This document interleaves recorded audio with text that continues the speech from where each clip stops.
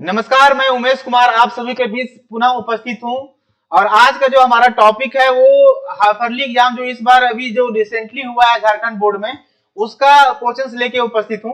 तो इसमें से हमारा जो 37 क्वेश्चंस है उसमें से पार्ट 1 में लगभग मैं 20 से 25 क्वेश्चंस करने की कोशिश करूंगा, और जो रेस्ट क्वेश्चंस बच जाएंगे वो पार्ट 2 में जाएगा। ठीक है, तो आप लोग का समय बर्बाद नहीं करते हुए हम लोग चलते हैं क्वेश्चन की ओर और ट्राई करते हैं हम लोग क्वेश्चन को सॉल्व करने का। ठीक है, वैसे भी क्वेश्चंस को आप लोग पहले भी देख चुके होंगे, इन सारे क्वेश्चंस को एक साथ हम लोग लेकर आ रहे हैं। और केमिस्ट्री का भी इसी तरह का सॉल्यूशन दिया जाएगा और मैथ का भी सॉल्यूशन दिया जाएगा।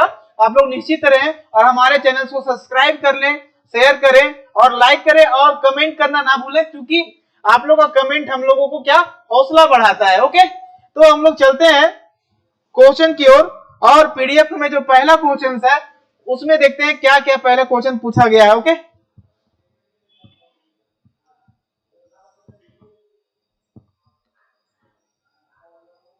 ये है पहला क्वेश्चन, आप इसे देख लीजिए, तब तक मैं पेन ले लेता हूं।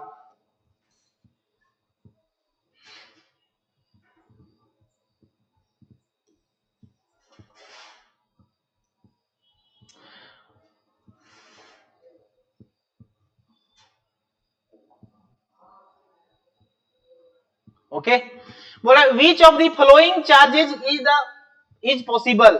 इनमें से कुछ चार्जेस दिया हुआ यहां पर है ना, चार ऑप्शन में से बोल रहा है कौन सा चार्ज पॉसिबल है। तो आप लोग को पता है कि जब भी चार्ज रिसाइड्स होता है ना, तो integral multiple of basic unit of charge में रहता है, मतलब क्वांटिजेशन ऑफ चार्ज। तो क्वांटिजेशन ऑफ चार्ज क्या कहता है आप लोग को पता है अच्छे से, quantisation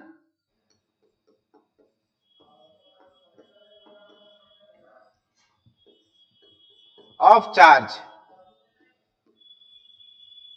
Q is equal to N e, है ना।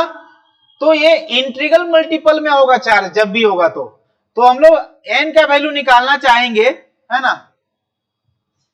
तो क्या होगा, Q upon E, Q upon E। तो यहां पे देखिए चार्ज का वैल्यू कितना दिया हुआ है, इसमें से आप चारों ऑप्शन को चेक कीजिए कौन सा पॉसिबल है। यदि आप इसको आप लेते हैं 5.8 into 10 to the power minus 19, और ये आपका 1.6 into 10 to the power minus 19, ये तो कट जाएगा। लेकिन क्या ये जो 5.8 डिवाइड बाय 1.6 मतलब 58 अपॉन 16, क्या ये एक इंटीजर देगा? नहीं, इंटीजर नहीं देगा। इसका मतलब ये पॉसिबल नहीं है। जब भी नंबर ऑफ चार्ज होगा तो इंटीग्रल मल्टीपल में होगा, एन का वैल्यू क्या आना चाहिए, इंटीजर आना चाहिए। तो देख लीजिए कौन सा वैल्यू आ रहा है। आई थिंक नेक्स्ट क्वेश्चन देखते हैं, ये वाला। Q का वैल्यू यहां पे कितना दिया हुआ है, 3.2 into 10 to the power minus 18 coulomb. तो आपको E नंबर ऑफ चार्ज निकालेंगे, क्या जाएगा, Q अपॉन E। ओके, तो ये 3.2 into 10 to the power 18 minus 18 divided by 1.6 into 10 to the power minus 19। तो ये 16 दूनी 32, एक देखिए 2 अपॉन कितना हो जाएगा, ये 10 के पावर माइनस 1, मतलब ऊपर जाएगा तो 20। तो यहां n का वैल्यू जो है, n as belongs to integer, n belongs to integer, इसका मतलब यही चार्ज पॉसिबल है। बाकी बात किसी में भी आप देख लीजिएगा तो 16 से ये डिविजिबल, 1.6 से पूरा कंप्लीटली डिविजिबल नहीं है, ना ही ये डिविजिबल है कंप्लीटली, ना ही ये डिविजिबल है कंप्लीटली। इसका मतलब जो भी ऑप्शन आपका लग रहा है, option number B is the correct answer. Okay, तो ये जो क्वेश्चन था वो था क्वांटिजेशन ऑफ चार्ज पर बेस्ड। ओके, नेक्स्ट क्वेश्चन की ओर चलते हैं हम लोग। एक्सप्लेनेशन को आप देख लीजिए और स्क्रीन को होल्ड करके आप लोग इसको नोट कर लीजिएगा। ओके,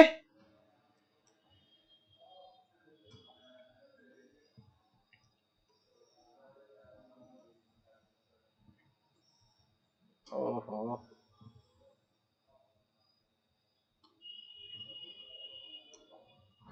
देखिए बोल रहा था SI unit of permittivity of free space, permittivity of free space का एसआई यूनिट पूछ रहा है। इतना आसान क्वेश्चन है ये। फैराडे किसका होता है आपको पता है?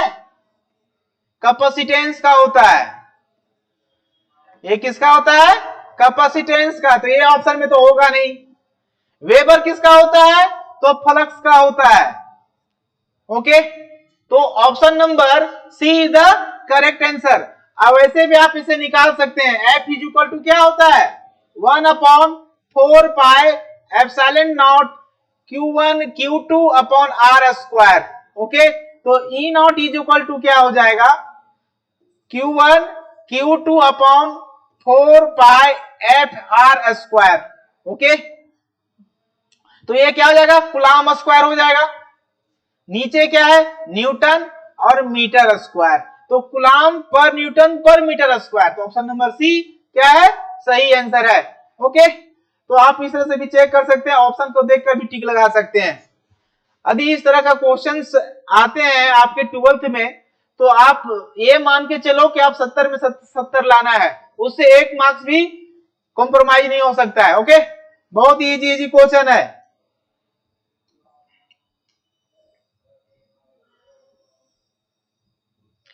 नेक्स्ट क्वेश्चन की तरफ चलते हैं हम लोग। नेक्स्ट क्वेश्चन आप क्या सॉल्व कर पाइएगा? देख लीजिए एक बार, आप देखिए इसे क्या बोल रहा है। ये point charge Q is placed in electric field, the force experienced by the charge. बहुत ही आसान बोल रहा है। इलेक्ट्रिक फील्ड में किसी चार्ज Q को आप रखते हैं तो इस पर फोर्स कितना लगेगा? इलेक्ट्रिक फील्ड का वैल्यू E है, तो फोर्स का वैल्यू क्या होता है पता है आपको? इलेक्ट्रिक फील्ड का जो वैल्यू होता है फोर्स पर यूनिट चार्ज होता है। फोर्स पर यूनिट चार्ज, तो फोर्स इज इक्वल टू कितना हो जाएगा? Q into E। Q into E, तो ये वेक्टर है तो वेक्टर में लिखिए आप। तो ये Q इंटू E किधर आ गया? आपका option number B is the correct answer. बहुत ही आसान क्वेश्चन है ना। आप आगे चलते जाइए। ऑप्शन नंबर क्वेश्चन नंबर 4 बोल रहा है electric field dipole place in electric field of the intensity. देखिए इलेक्ट्रिक फील्ड का इंटेंसिटी दिया हुआ है 2 इंटू 10⁵ न्यूटन पर कूलम्ब, है ना। और एंगल कितना दिया हुआ है? 30 डिग्री दिया हुआ है। किसका? डायपोल के। किसके साथ? इलेक्ट्रिक फील्ड के साथ। तो आपको टॉर्क निकालना है। तो टॉर्क इक्वल टू टॉर्क भी दिया हुआ है। आपको क्या निकालना है? तो चार्ज ऑफ द डायपोल निकालना है। तो आपको पता है टॉर्क इज इक्वल टू क्या होता है? Pe sin theta. Pe sin theta. तो आप टॉर्क का वैल्यू दिया हुआ है 4 न्यूटन। P का मतलब P क्या है आपको पता है ना? ये डायपोल मोमेंट है। तो डायपोल मोमेंट का वैल्यू क्या होता है? 2a इंटू Q, और ये इलेक्ट्रिक फील्ड हो गया, और ये sin 30 डिग्री। ओके, अब ये है लेंथ ऑफ डायपोल। 2a क्या है? Length of dipole. तो लेंथ ऑफ डायपोल कितना दिया हुआ है? 2 सेंटीमीटर दिया हुआ है। और 2 सेंटीमीटर दिया हुआ है मतलब 2a का वैल्यू 2 सेंटीमीटर दिया हुआ है, ये जान लीजिए आप लेकिन इसको किस में रखिएगा? मीटर में रखिएगा। तो आप 100 से डिवाइड कीजिएगा तो कितना होगा? 0.02 मीटर। तो आप इसे क्या करते हैं? 0.02 और a इंटू चार्ज, और इलेक्ट्रिक फील्ड का वैल्यू दिया हुआ है 2 इंटू 10⁵ न्यूटन पर कूलम्ब, और sin 30 का वैल्यू कितना होता है? तो हाफ होता है। आप इसे आराम से चार्ज का वैल्यू निकालें। तो चार्ज का वैल्यू जब आप निकालिएगा तो कितना आएगा? आप बता दीजिए। आप ये 2 हो गया, Q हो गया। देखिए 2 डेसिमल यहाँ हटाए तो यहाँ 2 पावर भी कम हो जाएगा, है ना। 2 इंटू 10 के पावर 3। अच्छा ये 2 आप काट ही दो, है ना। जब आप 2 काटोगे तो कितना आंसर आएगा आप देख लीजिए।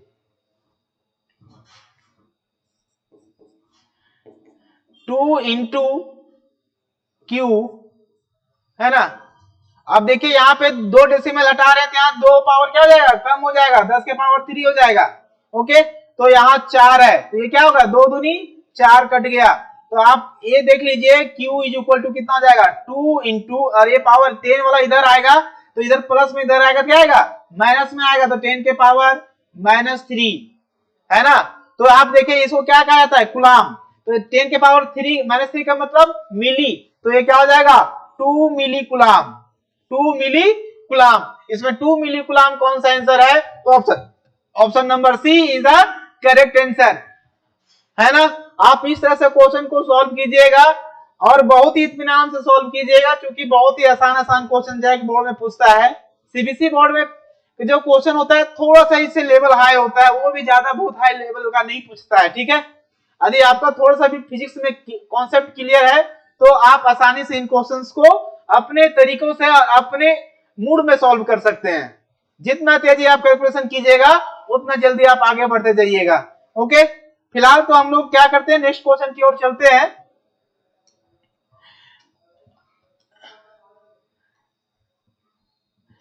ये भाई साहब ना साथ ही साथ चला जाता है ऊपर। ओके, नेक्स्ट क्वेश्चन है 5 number question. In electric circuit algebraic sum of the current meeting at a point. बोल रहा है आप एक केसीएल की बात, करंट किरचॉफ लॉ या करंट जंक्शन लॉ के बारे में बात कर रहा है। तो बोल रहा है कि अलजेब्रिक सम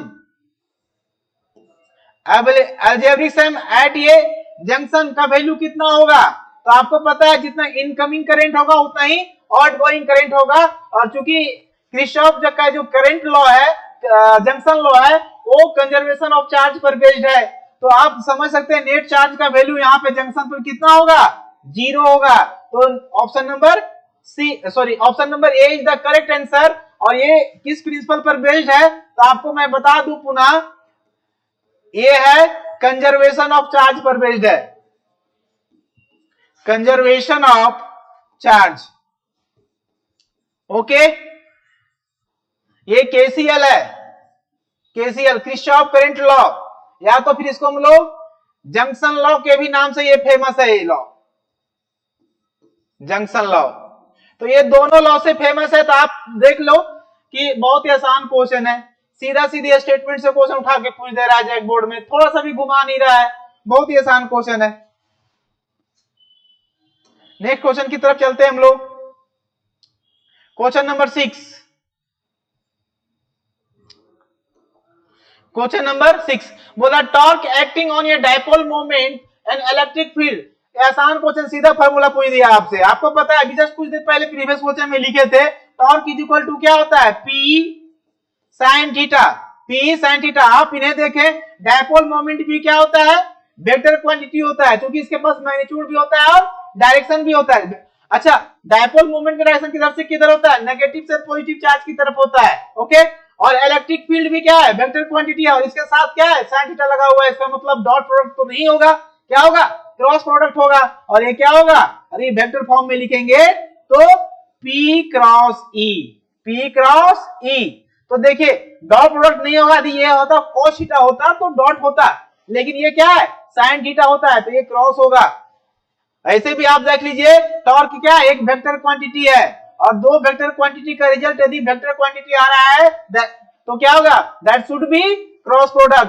तो कौन सा आंसर हो जाएगा, तो option number B is the correct answer. Okay, next question की ओर चलते हैं हम लोग। नेक्स्ट क्वेश्चन की ओर चल रहे हैं। क्वेश्चन नंबर 7, ये बात एक बार में चला गया, चलिए ठीक है। The total flux through the faces of cube with side of length A if the charge Q is placed at the corner of the cube A. Q क्या बोल रहा है, the total flux through the faces of cube of side of length A if a charge q is placed at the corner a of the cube is। देखिए यहां पर जो questions है वो बोल रहा है एक क्यूब आप लीजिए, ओके, एक क्यूब ले लिए,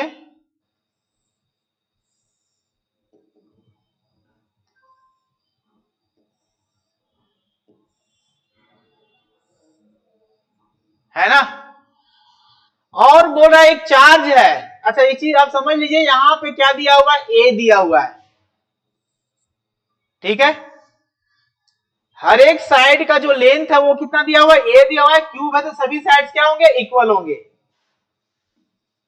अब बोल रहा है if A charge Q is placed at the corner A the cube is, तो फ्लक्स आपसे पूछा है, क्वेश्चन में थोड़ा कुछ मिस्टेक है ना।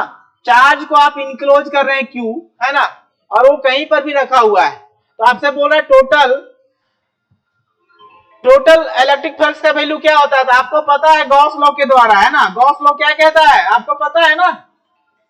गॉस लॉ कहता है कि कोई भी क्लोज सरफेस यदि चार्ज क्यू को इनक्लोज करता है तो जो उससे टोटल इलेक्ट्रिक फ्लक्स जो होगा वो क्या होगा, 1/ε0 times of total charge enclosed by that surface. तो ये जो क्यूब है यदि वो चार्ज क्यू को इनक्लोज कर रहा है ना, तो टोटल फ्लक्स का वैल्यू कितना आएगा, तो क्यू अपॉन एप्सिलॉन नॉट। यहाँ पे कुछ प्रॉब्लम है, इसको आप देखिएगा, यदि प्रॉब्लम में कुछ तो है यहाँ पर, है ना, तो जो आंसर आएगा ऑप्शन नंबर डी होगा, है ना। यहाँ पे क्वेश्चन होना चाहिए था the total flux through the faces of the cube with side of length a if the charge q is placed at the center of the cube। यहाँ पे क्या पुट करना होगा, centre of the cube, centre of the cube. तो ये आपका option सही है। अब नेक्स्ट की ओर चलते हैं हम लोग। Question number 8। तो बोला according to the quantization of electric charge, अभी जस्ट इस पर क्वेश्चन सॉल्व किए ना हम लोग। क्वांटाइजेशन ऑफ इलेक्ट्रिक चार्ज पूछ रहा है, क्वांटाइजेशन। तो आपको पता है ना, जब भी चार्ज किसी भी चार्ज बॉडी पर रहेगा तो integral multiple of basic unit of charge में रहेगा। इसी को हम लोग क्या कहते हैं, क्वांटाइजेशन ऑफ चार्ज कहते हैं। तो Q is equal to N E, N क्या है नंबर ऑफ चार्ज, और ई क्या है चार्ज ऑन बेसिक, या फिर ये क्या है बेसिक यूनिट ऑफ चार्ज है ई, मतलब चार्ज ऑफ इलेक्ट्रॉन या चार्ज ऑफ प्रोटॉन कह लो, दोनों पे चार्ज क्या होता है, सेम होता है। तो which of the following is correct, तो option number C is the correct answer. Okay, तो हम लोग चलते हैं नेक्स्ट क्वेश्चन की ओर। Question number 9। क्वेश्चन नंबर 9 बोल रहा था electric field E and potential difference are related to. आपको पता है जो इलेक्ट्रिक फील्ड जो होता है वो क्या होता है, इलेक्ट्रिक फील्ड होता है negative potential gradient, potential gradient. तो नेगेटिव पोटेंशियल ग्रेडियंट का मतलब आप समझ लो क्या हो जाएगा, minus DV upon D R.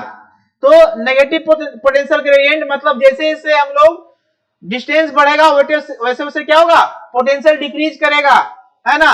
तो यही है आपके दोनों के बीच में रिलेशन, ई और पोटेंशियल के बीच में, इलेक्ट्रिक फील्ड और पोटेंशियल के बीच में यही रिलेशन है। तो आप ऑप्शन नंबर देख लीजिए कौन सा करेक्ट लग रहा है आपको, option number B is the correct answer, है ना।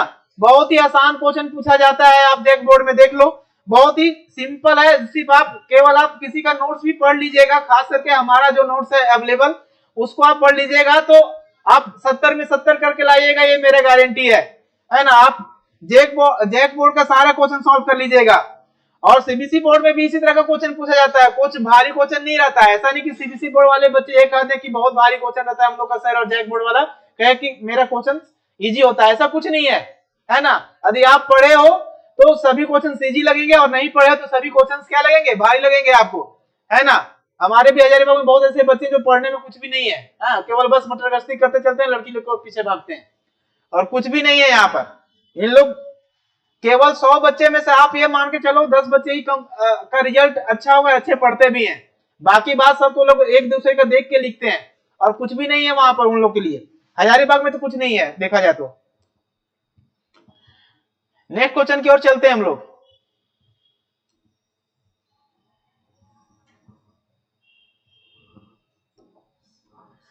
बोला the following figure shows the current in the parts of electric circuit, the current is equal to, देख लीजिए इससे पहले हम बताए थे केसीएल, है ना, करंट किरचॉफ लॉ, है ना, किरचॉफ लॉ ऑफ करंट जो भी है आपका, तो जंक्शन लॉ। आप देख लीजिए, आपको पता है कि सम ऑफ यहाँ पे जो टोटल करंट की इधर से 2 एम्पियर आया, इधर से भी 2 एम्पियर आया, तो यहाँ पे टोटल एम्पियर कितना होगा, 4 एम्पियर हो गया। Incoming current is equal to outgoing current, तो 2 + 2 4, तो 4 इनकमिंग करंट है, तो आउटगोइंग भी करंट क्या होना चाहिए, 4 ही एम्पियर होना चाहिए। क्योंकि आप ऐसे भी कर सकते हो, current sum of current entering to the junction is equal to the sum of the current outgoing from the junction. तो आप देख लीजिए 2 एम्पियर आ रहा है, फिर 2 एम्पियर आ रहा है, तो टोटल 4 एम्पियर यहाँ पर आया, 4 एम्पियर बाहर भी जाएगा, तब तो यहाँ नेट करंट का वैल्यू 0 होगा। अब यहाँ 4 एम्पियर आया, अब सोचिए 1 एम्पियर यहाँ चला गया तो यहाँ कितना होगा, 3 एम्पियर होगा। अच्छा आप यहाँ देख लिए 1.3 एम्पियर इधर चला गया, तो इधर कितना एम्पियर होगा, आप बता सकते हो ना कि यदि 3 एम्पियर में 1.3 एम्पियर उधर चला गया तो घटा दीजिए, तो क्या हो जाएगा, आप कितना हो जाएगा 7 और ये 1.7 एम्पियर, तो 1.7 एम्पियर इधर करेक्ट आंसर। ये बहुत ही आसान क्वेश्चन था केसीएल का, है ना। तो केसीएल पर अभी तक में एक ही एग्जाम में 2 क्वेश्चन पूछ चुका है, क्वांटाइजेशन से 2 क्वेश्चन पूछ चुका है। तो आप देख सकते हैं कि प्रॉपर्टीज कितना इंपॉर्टेंट है चार्ज का, है ना। आप चार्ज का प्रॉपर्टी पढ़ लीजिएगा और ऊपर से लॉ भी पढ़ लीजिएगा, तो आप एग्जामिनेशन में 70 का 70 लाएंगे, है ना। थोड़ा बहुत न्यूमेरिकल भी सॉल्व कर लीजिएगा।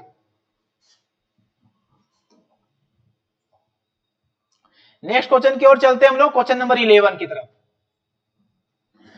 ये बोल रहा है the unit of magnetic field, the unit of magnetic field. अच्छा मैग्नेटिक फील्ड का एसआई यूनिट क्या होता है, टेस्ला होता है। ओके, यदि आप एसआई यूनिट के बारे में बात करोगे, SI unit of magnetic field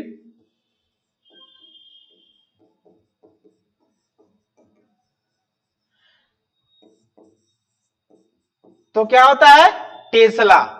आपको पता है टेस्ला, ओके। लेकिन आप एक से भी देख लीजिए, एक भी टेस्ला में आंसर है क्या, नहीं। आप देख लीजिए फ्लक्स इज इक्वल टू क्या होता है, बी ए कॉस फाई, कॉस थीटा या कॉस थीटा। आप देख लीजिए ये क्या है, मैग्नेटिक फील्ड है, इसका ये तो यूनिट लेस होता है।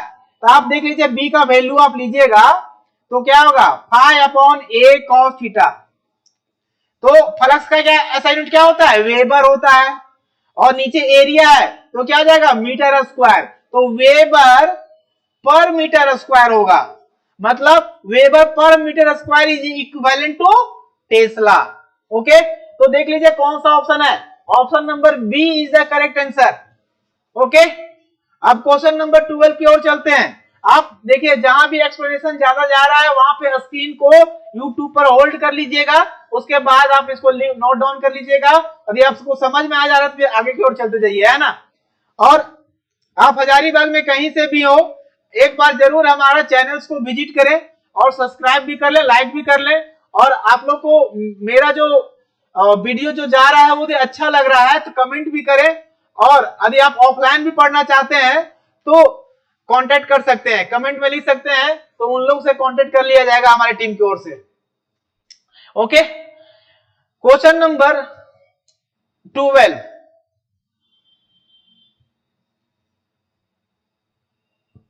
देख लीजिए। ये तो बच्चा वाला क्वेश्चन पूछा है, यदि हम नहीं भी बनाएंगे तो भी आप लोग बता दीजिएगा, बता दीजिए।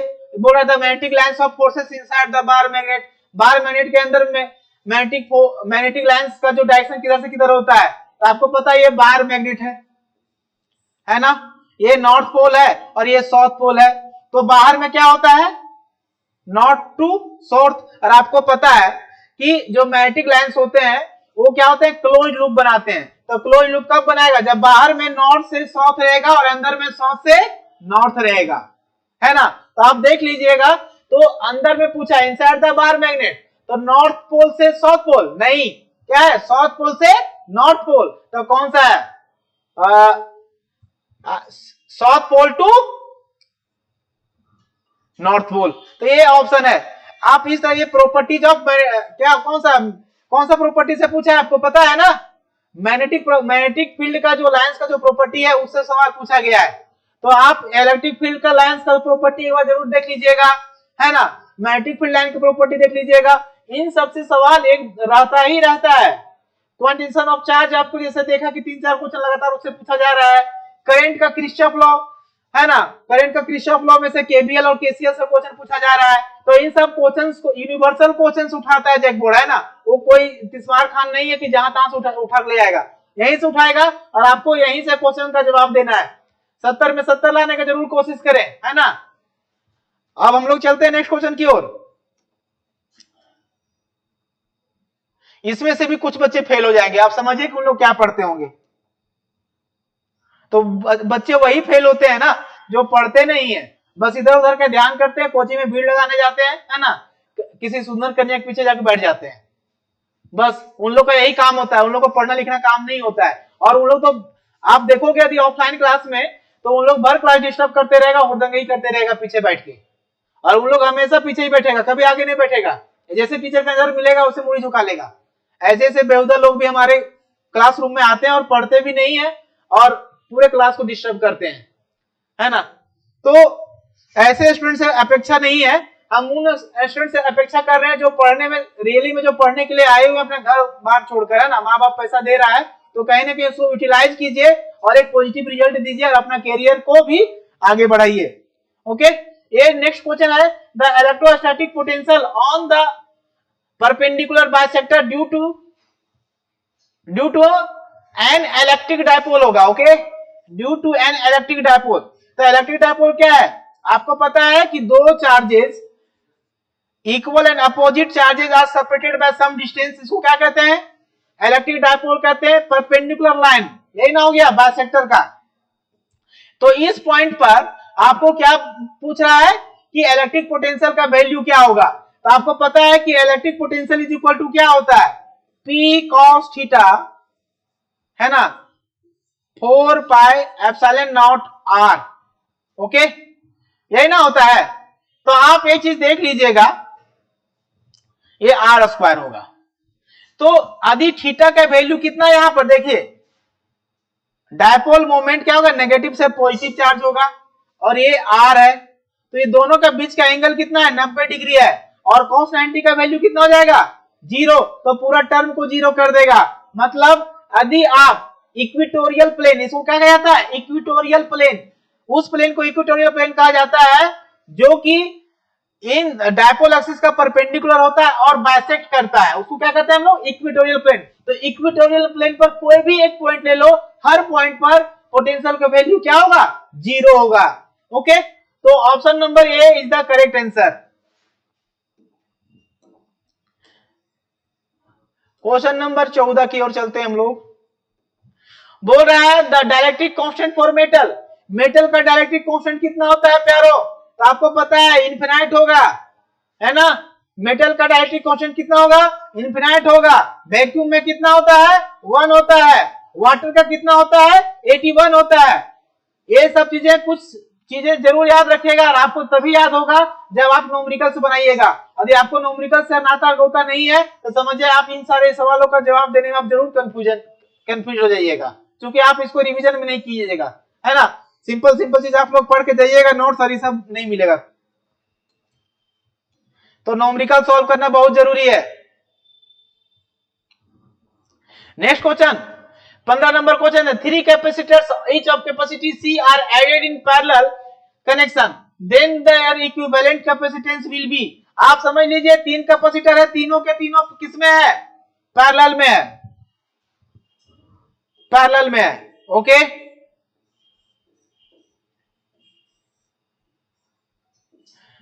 सी तो आपको इक्विवेलेंट कैपेसिटेंस पूछ रहा है।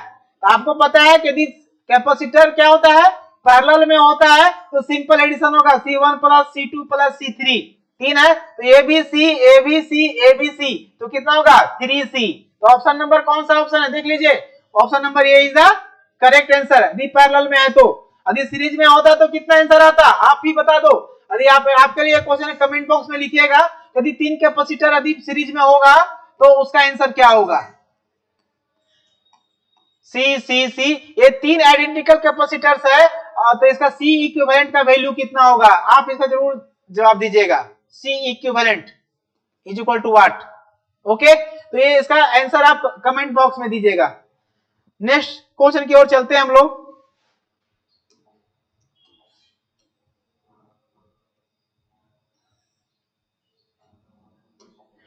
बोल रहा है with the increase of temperature the resistance of semiconductor. बोल रहा है कि यदि आप टेम्परेचर इंक्रीज करते हैं किसी भी सेमीकंडक्टर का, तो रेजिस्टेंस पर क्या प्रभाव पड़ेगा, बढ़ेगा, घटेगा, कि रिमेन्स कांस्टेंट रहेगा, कुछ भी नहीं होगा। देख लीजिए, या फिर इसमें लिखा है सम टाइम्स इंक्रीज करेगा, सम टाइम्स डिक्रीज करेगा। तो आप लोगों को पता होना चाहिए कि जो टेम्परेचर कोफिशिएंट जो होता है सेमीकंडक्टर क्या होता है, नेगेटिव होता है। आप थोड़ा सा रिवीजन में जाइएगा तो कंडक्टर के लिए टेम्परेचर कोफिशिएंट क्या होता है, पॉजिटिव होता है। मतलब आप टेम्परेचर बढ़ाइएगा तो रेजिस्टेंस भी बढ़ेगा।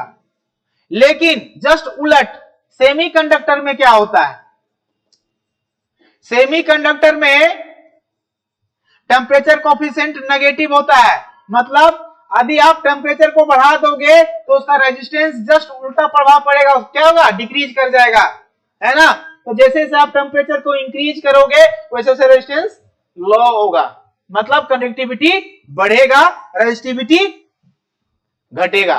तो कहने का मतलब कौन सा ऑप्शन हो जाएगा, देख लीजिए, टेम्परेचर को हम बढ़ा रहे हैं तो आपका इसका जो है क्या, रेजिस्टेंस डिक्रीज कर जाएगा, रेजिस्टेंस क्या हो जाएगा, डिक्रीज हो जाएगा। तो option number B is the correct answer. Okay, तो आप इस चीज को जरूर देख लीजिएगा, है ना।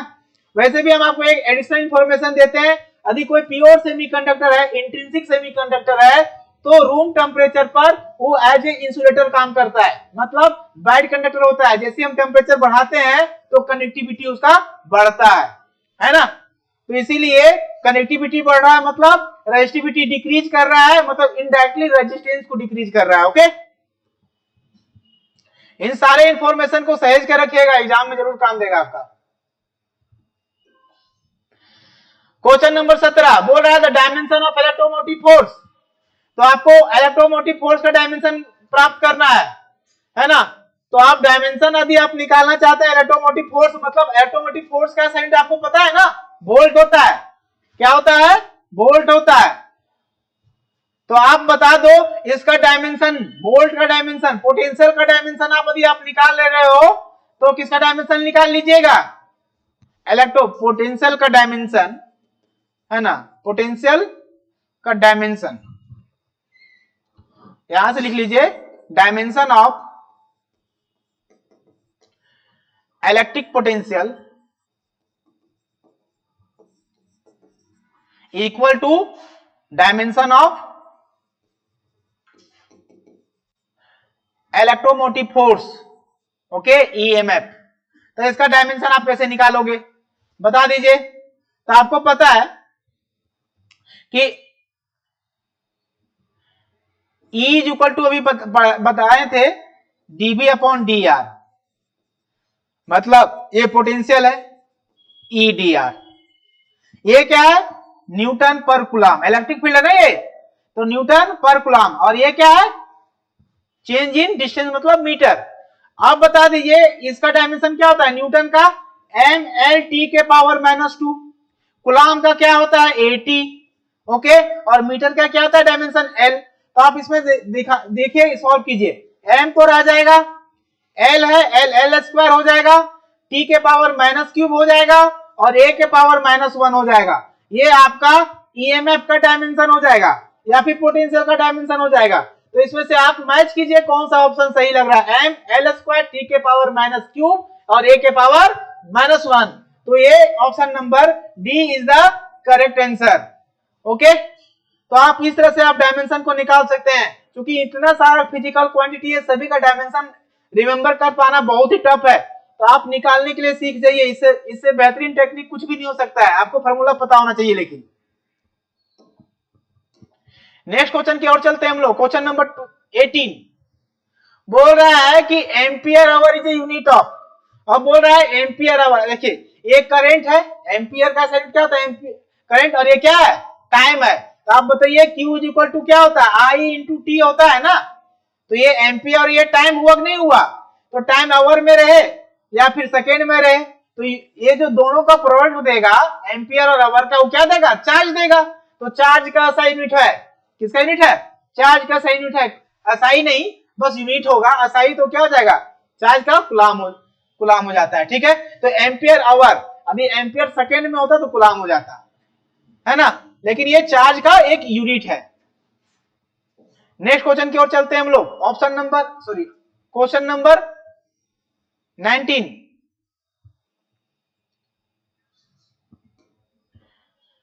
बोल रहा है, भाई साहब आप नीचे आ जाओ,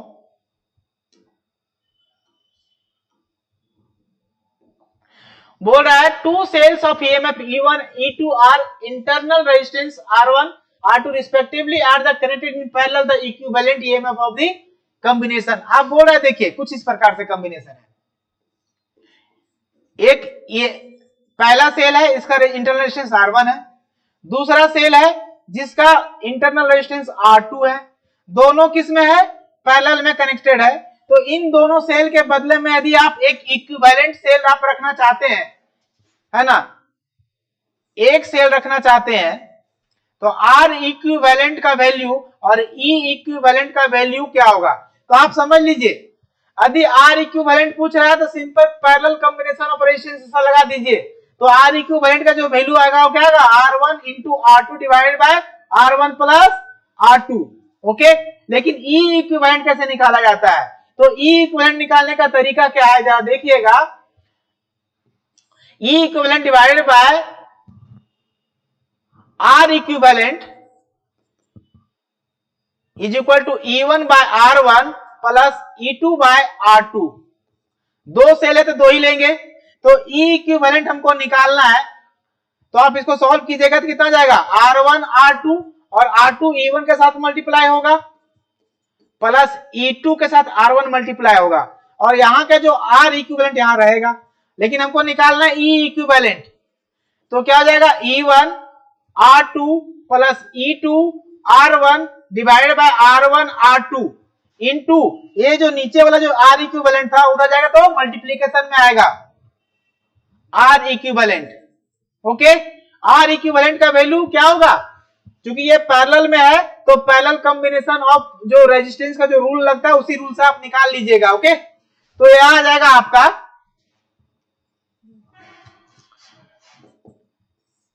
E1 R2 plus E2 R1 divided by R1 into R2 into ये R1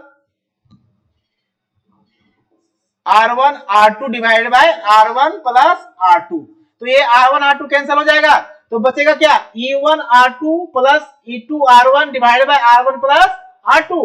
तो देख लीजिए कौन सा ऑप्शन सही लग रहा है आपको, E1 के साथ R2 E2 के साथ R1 divided by R1 plus R2, यही करेक्ट आंसर है ना। तो इस तरह से आप सॉल्व कर सकते हैं, और बाकी बात यदि आप ये सोच रहे हो कि ये एक्सप्रेशन कहां से आया, तो आप मेरा ऑफलाइन क्लास जरूर ज्वाइन करें, वहां पे पूरा एक्सप्लेनेशन देंगे, है ना, कैसे आया क्यों आया और किस तरह से इसको हम लोग ड्राइव करेंगे इस फॉर्मूले को, है ना। क्योंकि ये ऑप्शनल क्वेश्चन है तो ज्यादा लंबा डेरिवेशन देना भी अच्छा बात नहीं है, क्योंकि आपके पास लिमिटेड समय होगा। तो नेक्स्ट क्वेश्चन की ओर चलते हैं हम लोग।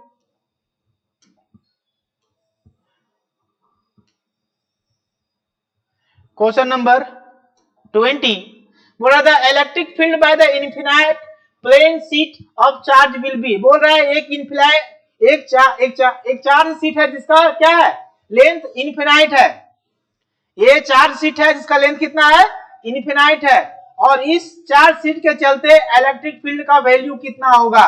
तो मैं बता दूं इस चार्ज के इलेक्ट्रिक फील्ड क्या होगा, surface charge density divided by 2 into epsilon not, तो ये इलेक्ट्रिक फील्ड का वैल्यू होगा।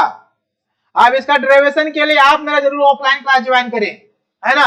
यदि आप मेरा ऑफलाइन क्लास ज्वाइन करते हैं तो 70 में 70 आएगा, इसका गारंटी हम लेंगे। मेरा पूरा टीम ना भी लेगा तो कोई जरूरी नहीं कि हम ले लेंगे, है ना। एक लौता उमेश कुमार इस बात को गारंटी दे रहा है कि आपका 70 में 70 लाने में जरूर मदद करेंगे, है ना। तो आप इस तरह से देख लीजिए ऑप्शन नंबर कौन सा सही है। Option number A is the correct answer. तो आज यही इतना ही रहने देते हैं। हम लोग जो आगे का जो नेक्स्ट 37 टोटल 37 क्वेश्चन है उसमें आउट ऑफ 37 हम लोग 20 क्वेश्चन कर चुके हैं। तो जो कि वीडियो का लेंथ ज्यादा लंबा हो रहा है तो हम लोग नेक्स्ट पार्ट में इसको हम लोग बनाएंगे। ओके, तब तक के लिए आप जरूर इस बार इसको देखें, इस वीडियो को प्यार दें अपना, और हम लोगों को सपोर्ट करें।